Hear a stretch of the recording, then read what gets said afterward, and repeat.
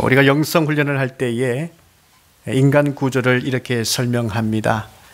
우리 마음 속에는 두 마음의 갈등이 있으면서도 또 그 갈등 가운데 함께 공존한다, 그런 말을 합니다. 그것은 선을 향하는 마음과 그리고 악을 향하는 마음, 이 두 마음이 갈등하고 또한 공존하고 있다는 것이지요. 그런데 이 선과 악의 이 경량성을 만약에 50대 50으로 둔다면 그 사람은 과연 어떻게 살아가고 있겠습니까? 항상 갈등하다가 시간을 허비하고 말 것입니다. 그래서 선한 경량성을 더 강화시켜야 되는 것이죠. 그래야 이 악의 경량성을 이길 수 있습니다. 우리는 반드시 이 선의 경량성을 강화시키기 위해서 말씀을 가까이 하고 또 찬송도 부르고 기도의 시간을 가지는 것, 여기에도 비중 있게 계획을 세워야 되는 것입니다. 이러한 영성적인 훈련을 우리는 리트릿이라고 말을 하지요. 리트릿, 이 말은요, 이 복잡하고 소란스러운 현장을 잠시 물러나는 것입니다. 잠시 물러나서 조용히 하나님을 묵상하는 시간을 갖는 것을 말합니다. 영적 훈련의 대가인 리차드 포스트는 오늘날 우리 시대의 문제가 뭐냐? 그것은 영적인 기품이 없다, 그렇게 말을 했습니다. 오늘날 많은 사람들을 보게 되면 지능지수가 높습니다. 또 좋은 지능들이 참 많습니다. 그런데 이 영성의 깊이가 부족하다고 말을 하지요. 왜냐하면 사색하는 시간이 부족하기 때문입니다. 생각의 깊이가 있는 삶은 오늘날 이 빛의 속도로 달려가고 있는 이 시대엔 너무나도 낯설게 느껴질 수 있을 것입니다. 왜냐하면 오랜 시간 묵상하는 것, 또 무명의 시간을 보낼 때 우리는 개발될 수 있는데 우리는 오랫동안 묵상하고 무명의 시간을 잘 견디지 못하기 때문이지요. 사실 우리 모두는 깊이 있는 삶을 갈망하면서도 우리의 삶의 양식은 어떻습니까? 너무 바쁘게 살아갈 수밖에 없습니다. 은퇴 이후에 할머니가 되셔서 손자 보시는 분들 말씀을 들어보면 전에보다 훨씬 더 시간이 부족하고 바쁘게 산다고 말들을 하고 있지 않습니까? 우리 모두는 너무나도 바쁘게 인생을 살아가고 있습니다. 하지만 현대인 우리에게 있어서도 할 수 있습니다. 하루의 시간을 보낼 때에 하나님과 단둘이 만나는 짧은 시간이라도 계획하면 되는 것입니다. 저는 그래서 말씀 묵상의 이 시간을 반드시 가지라고 권장하고 싶습니다. 여러분 반드시 개인적인 말씀의 묵상의 시간을 꼭 가지십시오. 그 시간을 가지게 된다면요, 우리는 깊이 있는 삶을 살 수 있을 뿐만 아니라 하나님과의 묵상의 시간을 통해서 우리의 영적인 세계가 깊어지고 또한 상상력이 풍부해지는 은혜를 경험할 수 있습니다. 당신의 생각이 인생을 결정한다. 생각의 법칙 10+1이란 책을 쓴 존 맥스웰이 있습니다. 리더십의 대가이죠. 이분은요, 이 생각의 중요성을 말했습니다. 그래서 성공하지 못한 사람, 평범한 사람, 성공한 사람을 구분할 때에 그 사람이 갖고 있는 환경과 배경 때문이 아니라 바로 생각의 차이 때문이다, 그렇게 말을 했던 사람입니다.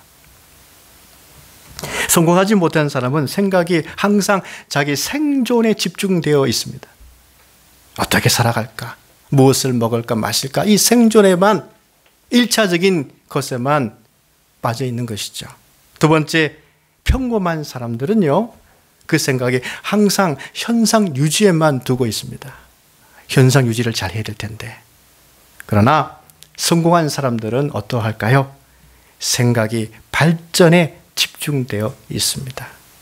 과거에 아무리 기록적인 것을 세웠다 할지라도 지금 그의 생각이 지금도 단지 생만을 위해서 생각하고 있다면, 혹은 난 이제 이만하면 됐다, 이렇게 생각하는 순간 야구로 말하자면 1군에서 2군으로 떨어지고 말고 슬럼프 인생이 되고 마는 것입니다.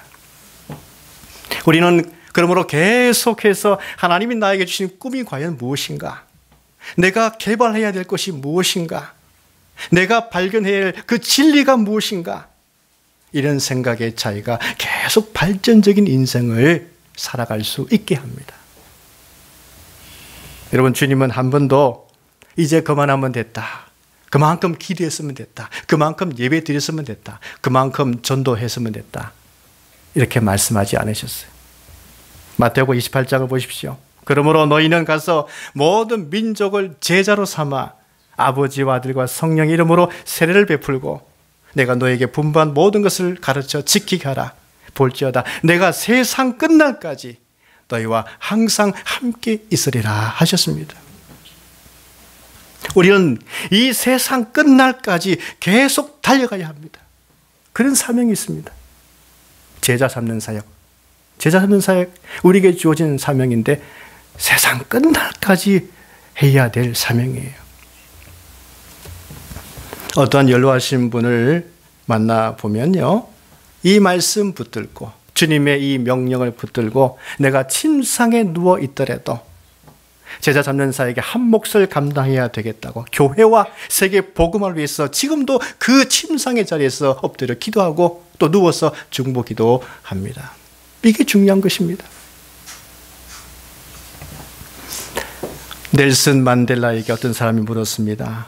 어떻게 그 힘든 감옥에서 그 기나긴 세월을 견딜 수 있었습니까? 그는 이렇게 대답했습니다. 나는 견뎌낸 적이 없습니다. 다만 미래를 준비하고 있었던 거지요. 그렇게 얘기했습니다. 생각의 차이가 삶의 차이를 만드는 것입니다. 사랑하는 여러분, 사도 바울이 왜 하나님의 종으로서 위대하게 쓰임받을 수 있었을까요? 하나님과 깊이 만나는 시간, 하나님을 묵상하는 시간. 그래서 복음이란 과연 무엇인가? 깊이 사색할 수 있는 그 시간을 가졌기 때문입니다. 부활하신 예수님은 이 다메섹 도상에서 바울을 만나 주셨습니다. 바울은 부활하신 주님을 만났다는 그 기쁨 때문에 즉시 예루살렘에 들어가서 내가 부활하신 예수님을 만났다, 먼저 달려가서 말씀을 전하지 않았습니다. 갈라디아서 1장 말씀 보면 내 속에 나타나시기를 기뻐하셨을 때에 혈육과 의논하지 아니하고 또 나보다 먼저 사도된 자들을 만나려고 예루살렘으로 가지 아니하고 아라비아로 갔다가 다시 다메섹으로 돌아갔노라. 이렇게 그는 증거하고 있습니다. 우리 주님은 사실 세계 복음화가 얼마나 급하셨겠습니까? 근데 왜 바울을 3년 동안 아라비아 광야에 두셨고 무명의 시간을 보내게 하셨을까요? 주님은 바울을 부르실 때에 내 이름을 이방인들과 임금들과 저 이스라엘 자손에게 전하기 위해서 택한 나의 그릇이라 주님께서 말씀하셨습니다. 주님께서 바울을 택하셨어요. 그 말은 주님이 바울을 가장 잘 아신다는 뜻이죠. 이게 무슨 뜻입니까? 인간이 어떤 존재인가를 주님은 잘 아신다는 뜻이죠. 인간은 충분히 숙성되지 못한다면 조그만 일에도 쉽게 넘어지고 말기 때문에 충분히 숙성된 다음에, 성숙된 다음에 하나님을 위해서 쓰이도록 하신 것입니다. 그래서 무명의 시간, 침묵의 시간, 묵상의 시간, 사색하는 시간들을 가지도록 3년이나 바울을 그곳에 두셨어요. 주님은 바울에게 부활하신 예수님을 만난 이 사건의 의미가 무엇인지, 그리고 새로 발견한 이 복음의 의미가 무엇인지 깊이 생각하는 시간들을 가지도록 하셨습니다.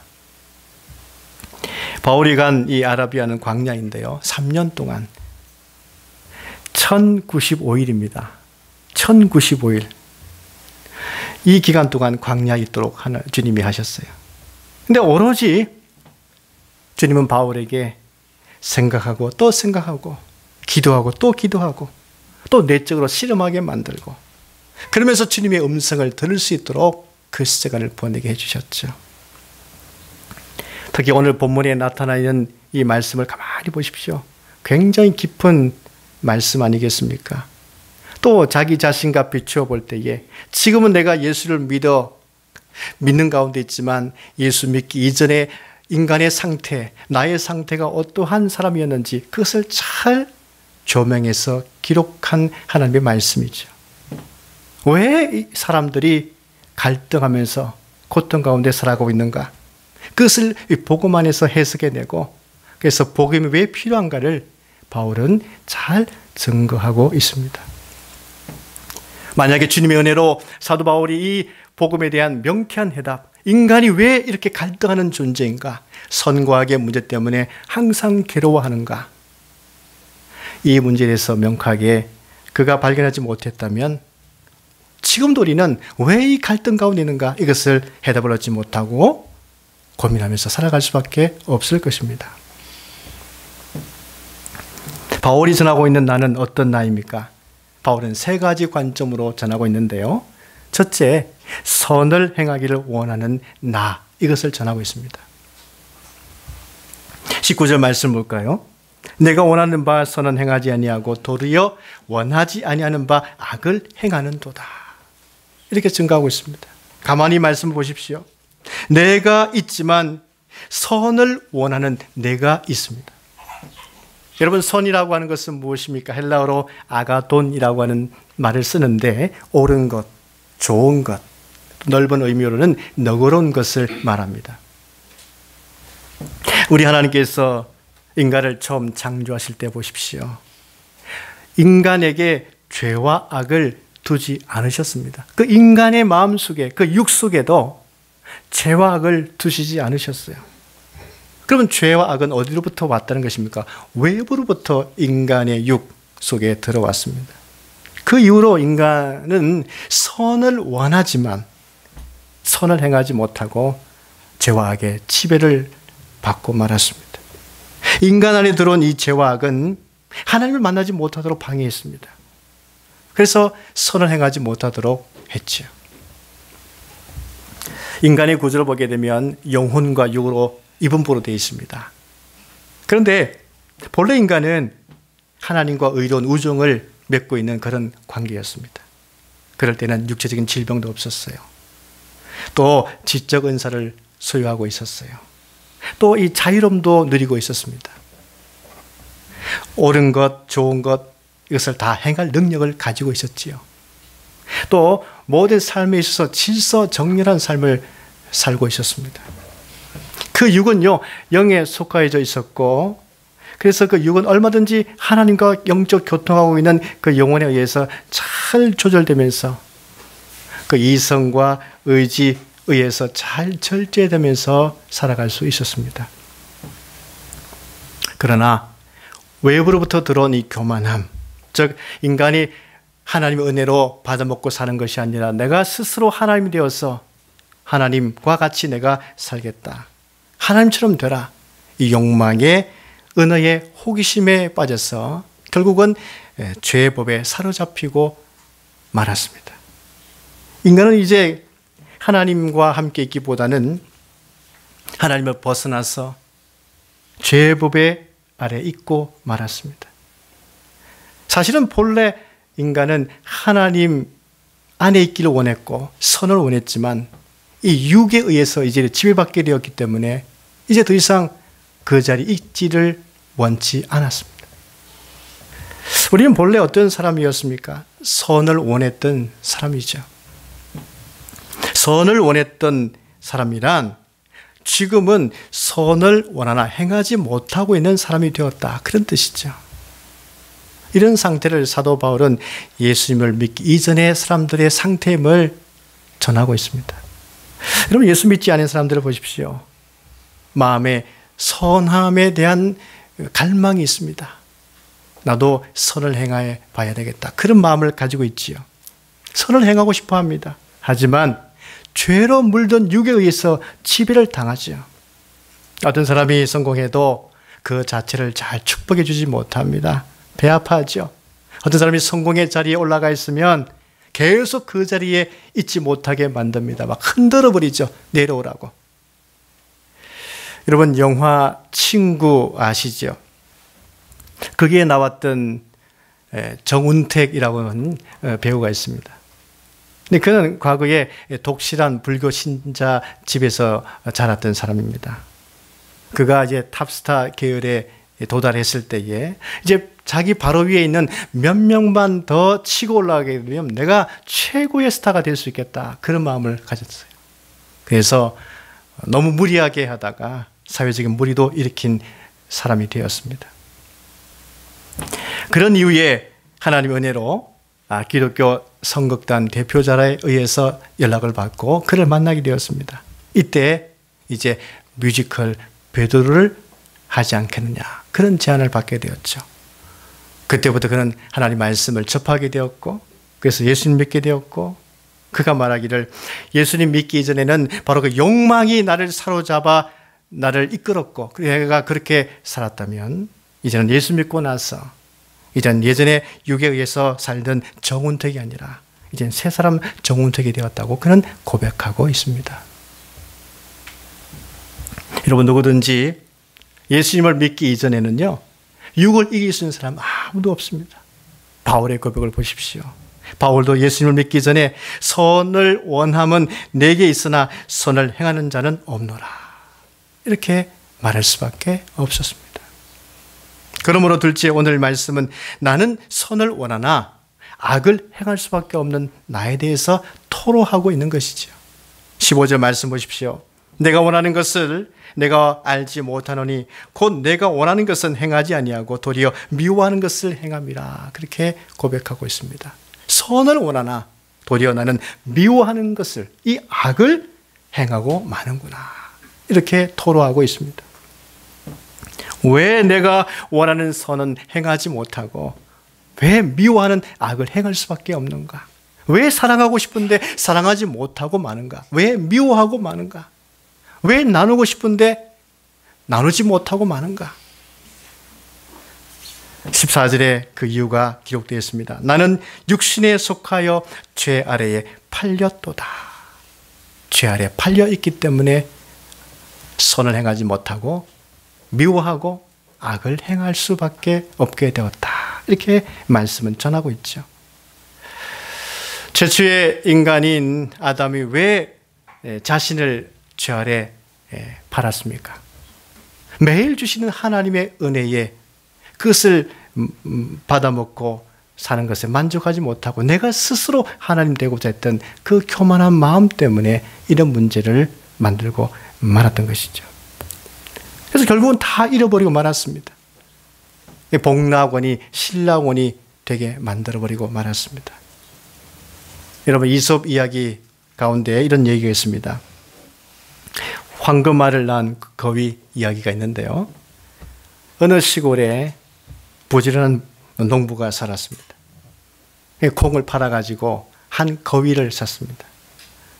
근데 거위는 하루에 하나씩 반짝반짝 빛나는 황금을 낳는 거예요. 그 부부는 금방 부자가 되었습니다.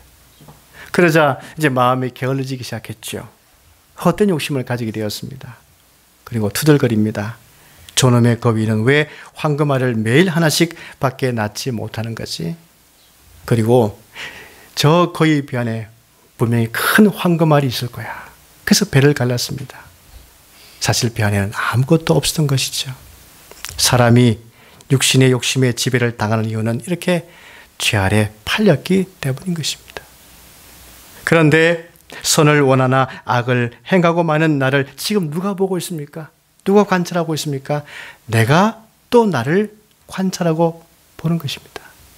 21절 말씀 볼까요? 그러므로 내가 한 법을 깨달았노니 곧 선을 행하기 원하는 나에게 악이 함께 있는 것이로다. 그렇게 말씀하고 있습니다.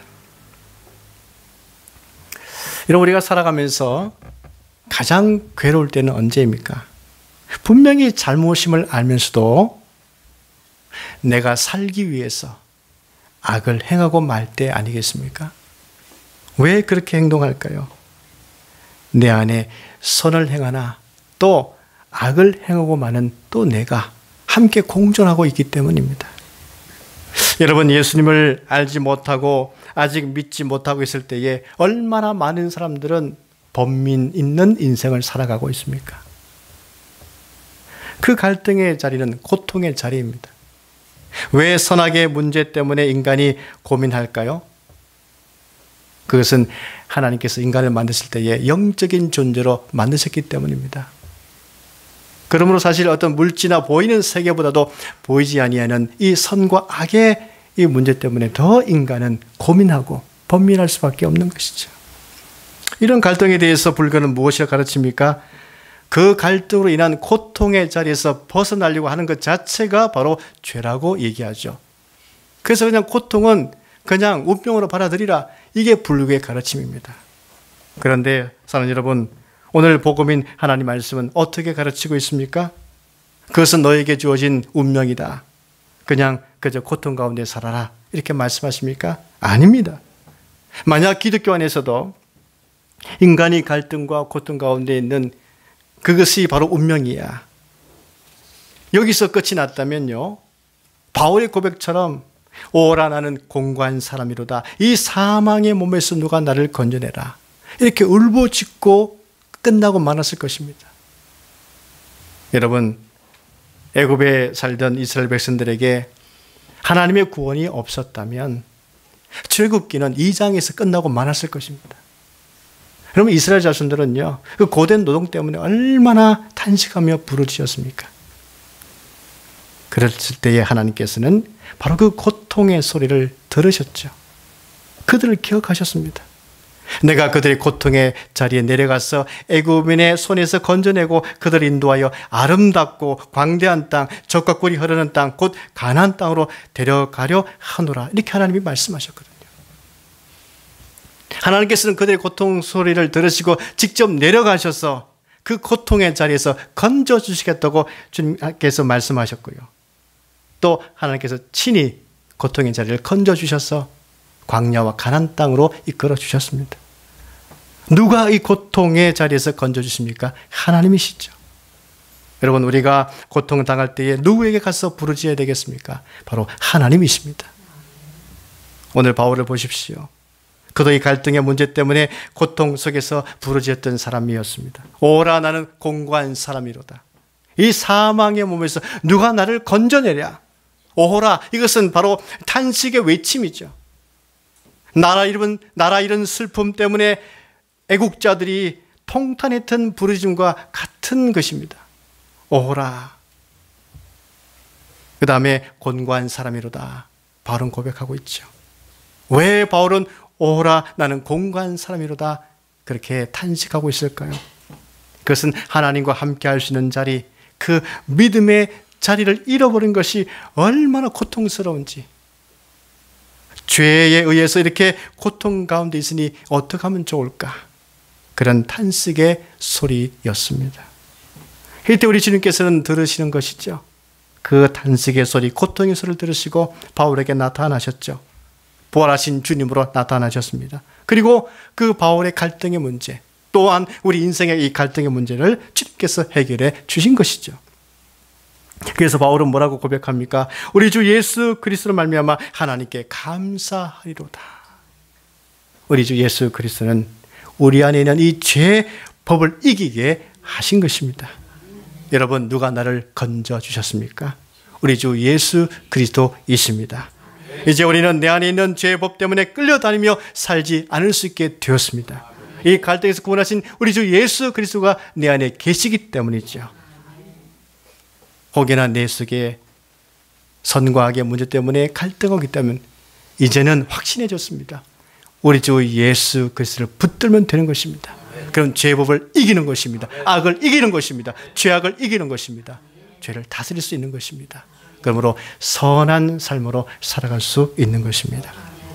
이 은혜를 우리 주 예수 그리스도께서 우리에게 주신 것입니다. 이 은혜에 감사하시면서 항상 믿음으로 승리하는 우리 모두가 될 수 있기를 간절히 바랍니다.